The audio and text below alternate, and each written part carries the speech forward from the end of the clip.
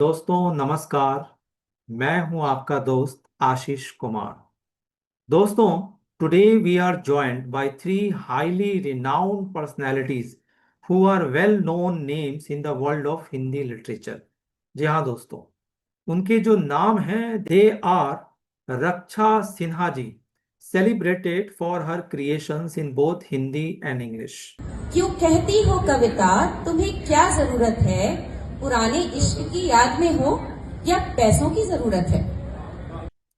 साथ ही the romantic poet and actor Sachin Parwana ji. बड़ी मुश्किलों से फिर संभलता है दिल। एंड छंदों के, जी हाँ दोस्तों, हिंदी छंदों के धुरंधर मास्टर हिमांशु शुक्ल जी। दो तारे नैना लागे हैं सितारे नैना राधिका की छवि मानो आसमान सारा है। सो दोस्तों, together we will delve into a very significant issue concerning the world of Hindi poetry. Sachin ji, ऐसा देखा जा रहा है कि साहित्य की दुनिया में, कविताओं की दुनिया में आजकल 10-12 कवि हैं जो खुद ही दे देमसेल्व्स, वो अपने आप को कहते हैं कि जी हम सेलिब्रिटी कवि हैं। और खास करके जो कुछ संस्थाएं हैं जिनका काम है कि बाकी कवियों को भी तो प्रमोट करो, बाकी साहित्यकारों को भी तो नेशनल प्लेटफॉर्म पे लाओ, हर जगह उन्हीं को बुला लेते हैं। और ये भी देखने को मिलता है कि ये लोग, खास करके नॉट टेकिंग एनीबॉडीज नेम, वो चरण वंदना में लगे हुए हैं और जुगाड़ तंत्र करके उस एक प्लेस को उन्होंने हाईजैक कर रखा है और बाकी किसी की एंट्री नहीं होने देते। मैं नाम नहीं ले रहा हूं, लेकिन a hint is enough to wise people, और आप लोग तो उसी में हैं। तो आप बताइए क्या कहेंगे। देखिए, सबसे बड़ी बात तो यह है कि कला कभी किसी के बांधे बनती नहीं है। अगर आप में कैपेबिलिटी है, आप अच्छा लिख रहे हैं, अच्छा पढ़ रहे हैं, तो कोई, ठीक है, समय लगेगा आपको ऊपर पहुंचने में, बुलंदी बुलंदी पे पहुंचने पे। कोई आपको रोक नहीं सकता उसके लिए। हाँ, ये बात सत्य है कि बहुत से प्लेटफॉर्म ऐसे हैं, बहुत से अब सेलिब्रिटी कभी ऐसे हैं जो अपना एक ग्रुप बना के बैठे हैं, और उस ग्रुप में बाहरी लोगों का, बाहरी कवियों का प्रवेश निषेध है। वही आगे बढ़ते हैं, हर मंच पे वही दिखते हैं, गिने चुने 5-6 कवि हैं। लेकिन ऐसा नहीं है कि बाकी कवियों को लोग नहीं सुन रहे हैं या नहीं उनको प्रोत्साहित कर रहे हैं। और जब से ये डिजिटल मीडिया का युग आया है, उसके बाद से तो आप ये देखेंगे कि इंस्टाग्राम पे हो, चाहे व्हाट्सएप ग्रुप पे हो, या आपके फेसबुक पर हो, ट्विटर पर हो, यूट्यूब पर हो, अच्छे अच्छे कवि निकल कर आ रहे हैं, अच्छा अच्छा सुना रहे हैं और ख्याति पा रहे हैं। ऐसा नहीं है कि उन्हें चांस नहीं मिल रहा है। और कुछ मंच अच्छे भी हैं जो उन कवियों को भी चांस दे रहे हैं, आगे बढ़ने का मौका दे रहे हैं। ठीक है, चाटुकारिता, चरण वंदना एक टाइम तक चलती है, लेकिन आपको आगे ले जाने के लिए तो आपकी कला और आपका जो लेखन है वही सहयोग करेगा। चाटुकारिता और चरण वंदना हमेशा आपके काम नहीं आएगी। आप 2 मंच, 4 मंच, 2 अवसर, 3 अवसर, 4 अवसर ले पाएंगे, उसके आगे आप नहीं जा पाएंगे। उसके आगे तो जो आपका टैलेंट है वही आपको लेके जाएगा। तो इससे निराश होने की जरूरत नहीं है। रक्षा जी, सचिन जी ने एक बड़ी धमाकेदार बात कही कि निराश होने की जरूरत नहीं है। खास करके एक और बात मैं मेंशन करना चाहूंगा कि मैं बहुत सारे मंचों पर देखता हूं कि जो महिला, जो कवि होती हैं, कवित्री होती हैं, उनको बुलाया जाता है और उनके साथ मैं देखता हूं ये चलन चल पड़ा है, बड़े चीप टाइप के नोक झोंक हो रहे हैं और उसको थोड़ा सा ग्लैमराइज करके, टू सम एक्सटेंट ग्लोरीफाई करके, उसको हमारे सामने परोसा जा रहा है जबरदस्ती, हमें चॉइसलेस बनाया जा रहा है। इनकी ये बात भी सही है कि कभी ना कभी आप आएंगे, पर कभी ना कभी क्यों, हमारा वक्त आज है। आप क्या कहेंगे। जी बिल्कुल, जो कुछ सचिन जी ने कहा उससे मैं बिल्कुल सरोकार रखती हूँ, सहमत हूँ। और जो आपने कहा वो भी सत्य है। तो देखिए आशीष जी, आजकल जो है हर चीज का व्यवसायीकरण हो रहा है। हर क्षेत्र में व्यवसायीकरण और राजनीति घुस चुकी है। तो उसी का ये असर है। जबकि साहित्य है, संगीत है, ये जो सारी कला की विधाएं हैं, ये इससे अछूती रहनी चाहिए थी। पर क्योंकि आजकल वही बात हो गई है कि टीआरपी चाहिए और बिल्कुल बस हमें प्रमोशन चाहिए, तो इसीलिए जैसा आपने शुरू किया था कि कुछ ही चुने मुट्ठी भर लोगों को ही बार बार बुलाया जाता है, बार बार प्रमोट किया जाता है। ये ऐसा हो रहा है, बिल्कुल हो रहा है। पर हाँ, जो सचमुच साहित्य की सेवा करने वाले लोग हैं, उन्हें निराश होने की जरूरत नहीं है। महिलाओं को भी इसमें, महिलाओं की का रोल दो तरह से हो जाता है कि जब आप ऐसे मंचों पर जा रहे हैं, तो आप पहले अपनी गरिमा बनाकर रखें।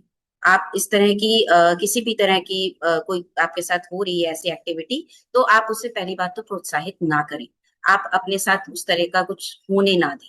तो अगर ये महिलाओं पे बहुत ज्यादा डिपेंड करता है कि वो जितना अलाउ करेंगी, वो जितना अपने साथ अलाउ करेंगी किसी भी तरह की गलत चीज को, उतना ही वो उसको बढ़ावा मिलेगा। तो एक तो ये है। हाँ, हम क्योंकि हम कवि हैं, और तो कवित्रियों के पास तो ये बहुत अच्छा माध्यम है कि वो अपनी लेखनी के द्वारा इस मैसेज को, इस संदेश को आगे बढ़ाएं। हाँ, जब हम टीवी की बात करते हैं, हम प्लेटफॉर्म्स की, पब्लिक प्लेटफॉर्म्स की बात करते हैं, वहां पर ये चीजें बहुत ज्यादा हो गई हैं, जो कि अनफॉर्चुनेट है, नहीं होना चाहिए। पर बात वही है कि सिर्फ ब्रांडेड शोरूम्स के आ जाने से जो गली मोहल्ले की दुकानें हैं बंद नहीं होती, आईफोन के आ जाने से एंड्रॉयड बंद नहीं हो गया। इसी तरह से कुछ चंद लोगों के बहुत ज्यादा जो सो कॉल्ड फेमस होना या सेल्फ प्रोक्लेम्ड उनकी जो फेम है, उसके आ जाने से जो सचमुच साहित्य की सेवा करने वाले लोग हैं, ना तो वो हतोत्साह हो रहे हैं और ना ही उन्हें ऐसा होने की जरूरत है। वो अपनी सेवा करते रहें, माँ सरस्वती की सेवा करते रहें। हिमांशु जी, आपने हमारे मोहब्बती शायर सचिन जी को सुना, आपने रक्षा सिन्हा जी को सुना। एक तो आप ये बताइए कि आप इनसे कितना सहमत हैं, कितना नहीं है।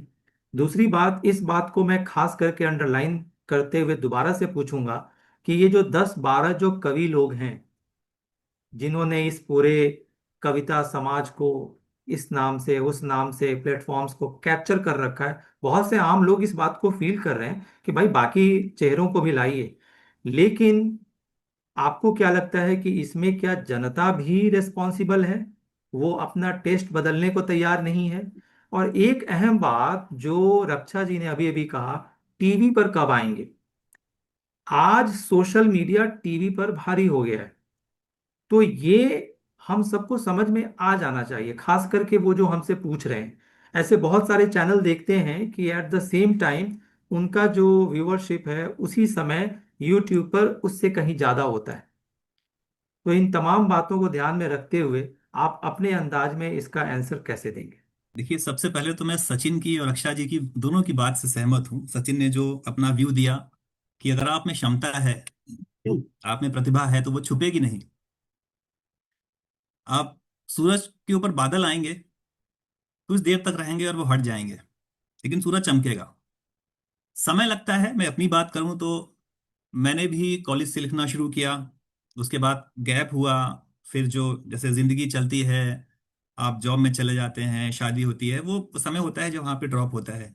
लेकिन जो लोग इस चीज को प्रोफेशनली कर रहे हैं वो उसी में लगे हुए हैं। जैसे मैंने स्टार्टिंग में कहा था कि मैं पेट पालने के लिए नौकरी कर रहा हूँ और मन पालने के लिए लिख रहा हूँ। तो ऐसे बहुत से लोग हैं जो सिर्फ पैसों के लिए नहीं लिख रहे, उनका साहित्य सिर्फ पैसों के लिए नहीं है। और मैं सच बताऊं तो आजकल स्पेशली दिल्ली एनसीआर में ऐसे बहुत सी जगह हैं जहां पर पैसे दे के भी जा रहे हैं लोग। उसमें से हम भी गए हैं।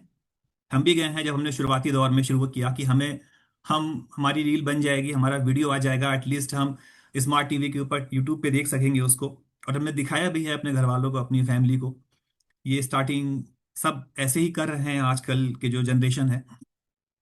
और आशा जी ने जो कहा कि हाँ, एक एक पॉइंट है कि टीवी वाला पॉइंट भी है, और जो महिलाओं का एक पॉइंट है जो आपने बोला कि परोसा जा रहा है, वो बहुत सही बात कही कि अगर आप मंच पे जा रहे हैं, 10 कवियों में अगर 2 कवित्री बैठी हैं, तो कहीं ना कहीं जो स्पॉन्सरशिप कर रहे हैं, जो संचालन है, जो उसको आयोजन कर रहे हैं, तो एक ये भी एक फैक्टर रहता है कि अगर सामने 500 की भीड़ है तो वो महिलाओं के प्रति ज्यादा आकर्षित होंगी, क्योंकि वो वहां पे अगर श्रृंगार पढ़ रहे हैं तो उनकी तालियां, उनकी शोर, उनका वाह वाह, वहां से उनको उनके टिकट्स बिक सकते हैं, उनके आयोजकों को फायदा हो सकता है। लेकिन महिलाओं को अपनी गरिमा में, अपने चरित्र को बचाते हुए वहां पर अगर ऐसा कुछ लगता है तो वहां से ड्रॉप करना चाहिए। और जो आपने बोला कि इस चीज को कैसे रोक सकते हैं, तो मेरा तो बहुत सिंपल सा मानना है कि आज के जमाने में आप रोक तो नहीं सकते हैं। और जनता को, जैसे जो बहुत ही फेमस चेहरे हैं, बहुत बड़े बड़े कवि हैं, डेफिनेटली जनता उनको चाहती है, अगर वो मंच पे हैं तो जनता उनके लिए पागल भी हो जाती है, जो आजकल की है। बट ऐसा नहीं है कि कोई नया पढ़ने वाला है तो जनता उनको सुनेगी नहीं। बशर्ते आपको सुनाना आना चाहिए। आपकी प्रेजेंटेशन कैसी है, सामने 500 लोग बैठे हैं, अगर आप वहां पे लड़खड़ा गए, आपकी प्रैक्टिस नहीं है, तो कहते हैं ना कि first impression is the last impression. तो मैंने बहुत पहले 4 पंक्तियां लिखी थी ऐसे ही, जब मुझसे किसी ने कहा था कि यार उसको बुला लिया, आपको नहीं बुलाया, वो तो आपसे भी अच्छा नहीं लिखता है। या उसको, किसी लेडीज के लिए, तो मैंने लिखा था कि आदमी ही आदमी को काटता यहाँ औरतें भी कम कहाँ, ये जानता जहां है परख खुद की नहीं, शून्य में जो जी रहे, ज्ञान में भी है सिफर, पर मानता कहाँ है। तो दोस्तों, आपने सुना सचिन परवाना जी को, रक्षा सिन्हा जी को और हिमांशु शुक्ल जी को। आप इनकी बातों से कितना सहमत हैं, आप हमें कमेंट करके बताइएगा। और आप देख रहे हैं द हिलेरी टाइम्स, और मैं हूं आप सभी का दोस्त, इस प्रोग्राम का host and a very simple person and a very common person, Ashish Kumar. जय हिंद।